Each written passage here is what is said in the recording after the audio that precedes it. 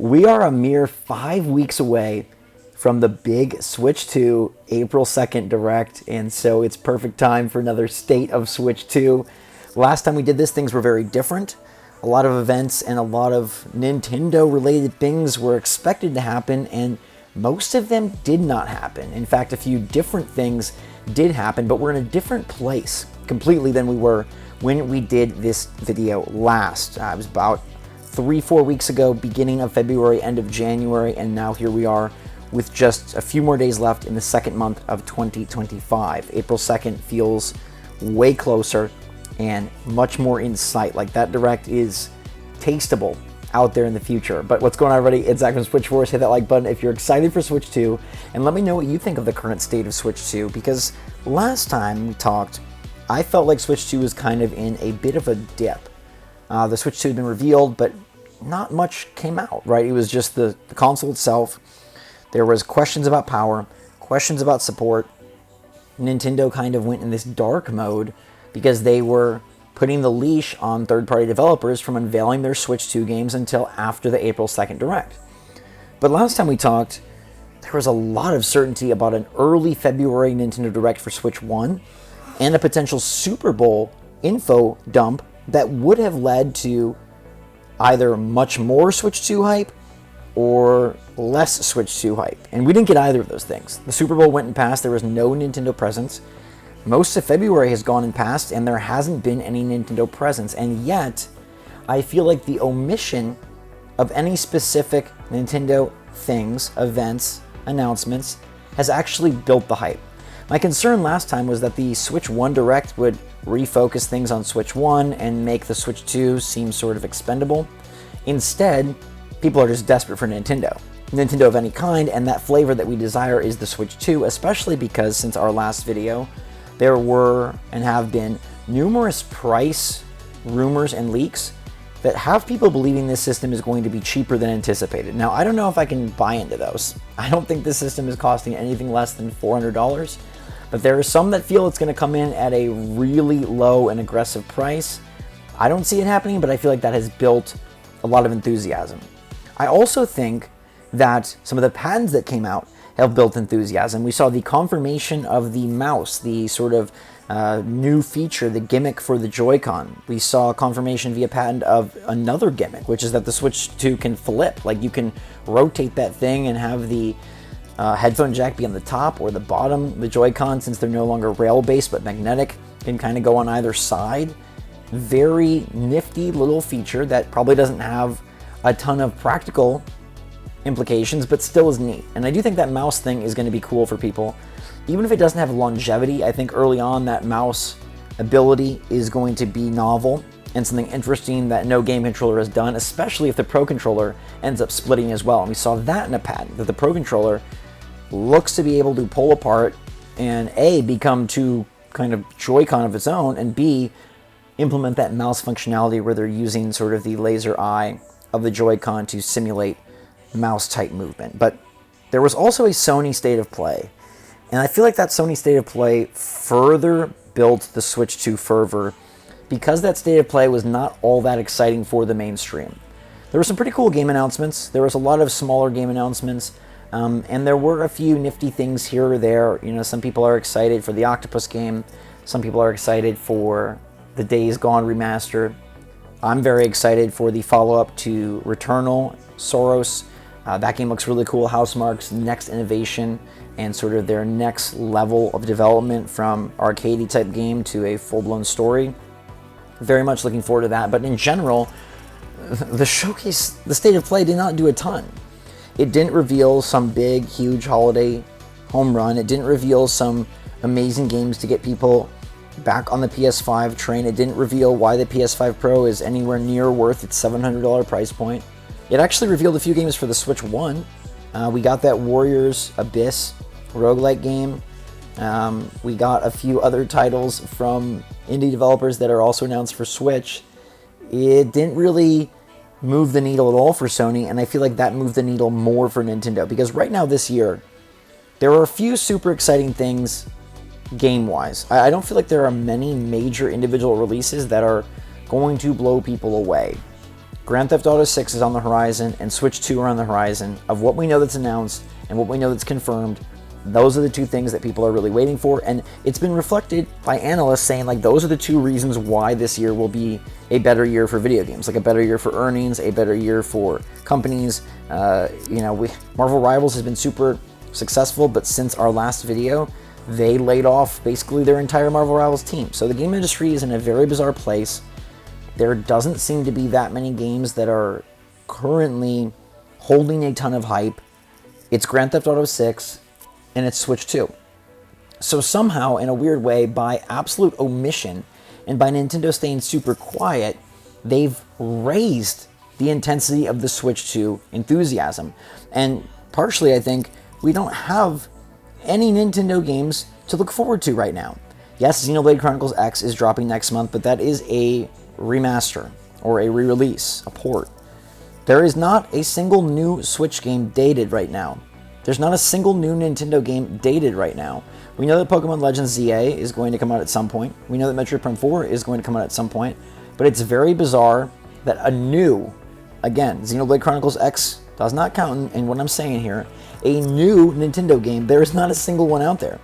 Now that there's one platform, it's the Switch platform, and they don't want to talk about the Switch 2 yet. They don't want to let third parties talk about the Switch 2 yet. They don't want to let the Switch 1 games get revealed. We're in a very weird state where there's nothing Nintendo officially out there.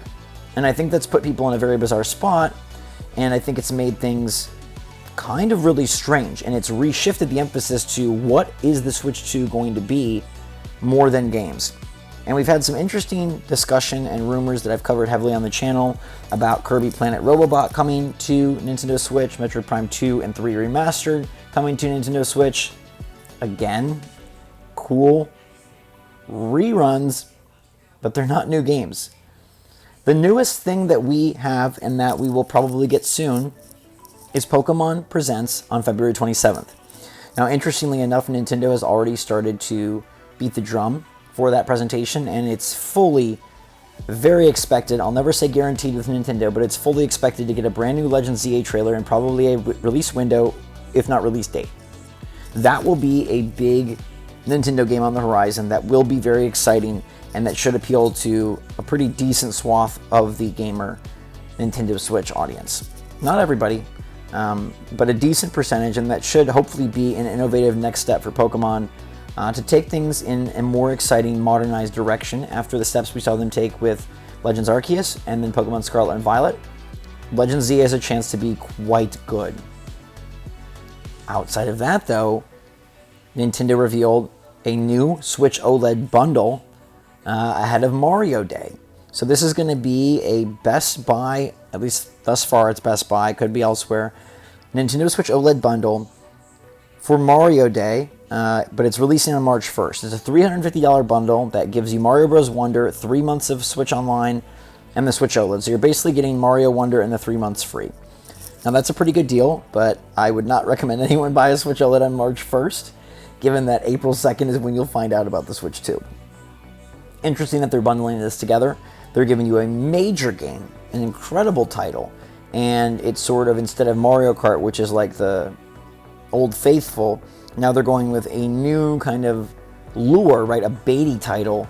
It's a great title, but it's like, ooh, get a Switch OLED now and you can play Mario Wonder now, or you could wait for the Switch 2. And they're going to conveniently put this out before they announce price, release date, games for the Switch 2 to try and get even more sales, which I think the practice is a little bit goofy, but I hope that people are not caught off guard. I do worry for the non-connected, more casual gamer that just sees, oh, a new Switch bundle. They're not really aware of the Switch 2. There's not a ton of games coming out. So like, hey, this seems like a great time to get it. I've been waiting to play Mario Wonder.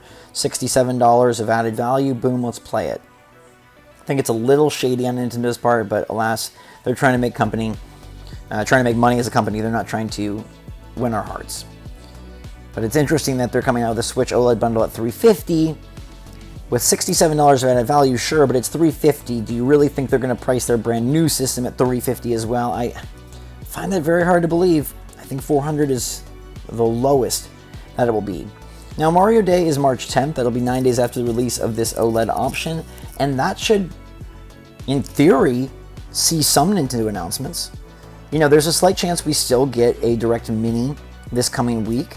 The legendary, or very not legendary, Samus Hunter is saying that there is going to be Nintendo announcements this week. I don't really believe a lick of what they say. But PH Brazil is still on the train of a Nintendo Direct something this month. Jeff Grubb seems to still be on that train. So, maybe it ends up being a Mario Day presentation. Maybe it does end up fitting in here at the end of February. It's very bizarre because there's a Pokemon Presents on the 27th, so Nintendo would be kind of competing against itself. But if they view these announcements for Switch 1 as more second tier, third tier, fourth tier announcements, maybe they're not so concerned. If Pokemon Presents is going to be pushing the future with Legends ZA, maybe out this fall, then is it really that detrimental to be announcing Kirby Planet Robobot for April and dropping Metroid Prime 2 Remastered on the eShop? I don't believe so. It does not seem like there will be a large Nintendo presentation, unless they are going to wait for Mario Day, and I could see them then doing a Switch 1 Direct of a full-scale general. But if we get anything this week, it will end up being a mini, I believe, or a partner showcase, but given the amount of third-party rumors versus first-party rumors, it seems like a mini is more what we will see. Now, outside of that, Mario Day has typically given us some announcements, some new footage, but there's no Mario game currently announced, and that's why we're in this very strange place that I feel has actually been good for the Switch 2 momentum, but very bad if you just want to play some Nintendo games. I can't think of another time where there has not been a new Nintendo game dated. I'm sure it existed at some point, but it's quite bizarre. And Samus Hunter is still tossing around this rumor that Mario Kart 9 is not actually launching with the system. I find that very hard to believe, and I'm not going to really put too much weight into rumors from leakers that I don't feel very confident in. But the game rumor mill has really died down. It's in two parts because of Nintendo's, chokehold on the third-party developers and publishers and not letting them reveal any information about Switch 2 games until they get to go first on April 2nd. And then it's Nintendo's strange plans of how they have chosen to date and timeline out their marketing moments to not give us anything really out there. It seems very strange and very counterintuitive, and I think that's why everyone, including myself, has so heavily believed that there would be a Nintendo Direct of some sort, because what company thinks it's a good idea to not have anything out there that's pre-orderable, not have anything out there that is purchasable, not have anything out there for people to get excited about? And the thing they want you to get excited about is the Switch 2, and so maybe there does become more marketing for that around Mario Day. It obviously didn't develop at the Super Bowl like myself and others thought it may, but perhaps Mario Day is a good moment to drop a new trailer or drop a new piece of marketing. You'd think they'd want something else out there besides that initial hardware reveal trailer to amp up the April 2nd Direct, to try to get more of a widespread awareness built of the Switch 2. Remember, the Switch 1's first trailer was quite dynamic. It involved scenes of people playing, it showed off many new games, showed off third-party games, NBA 2K and Skyrim coming to this new platform. It gave the general Walmart consumer much more to go off of, and it gave many more marketing beats for Nintendo to play off of as they built towards their January showcase.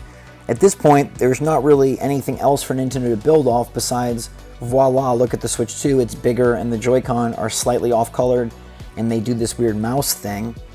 That hasn't actually been technically revealed by Nintendo, it's only confirmed by patents and based on what we know and how we as more, educated Nintendo fans can interpret the trailer, but something's going to have to give. They cannot go for this long without having a new Nintendo game on the horizon. They can't really build up to the April 2nd showcase without more information out there, or at least some more appealing trailer besides what they've already put forth. Some sort of commercial, some sort of something to get people interested in this system. I don't think that they will go blind into April 2nd and rely on that April 2nd to be their major move.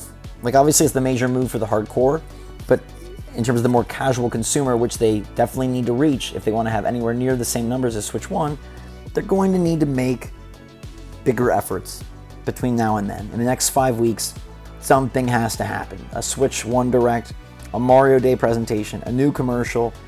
They're going to have to put forth something. The only way they don't, and I don't even want to verbalize this to materialize it or risk it, but if Nintendo is indeed going to save this system for the holidays, which, by the way, we've heard nothing of the sort, then they can slow roll this.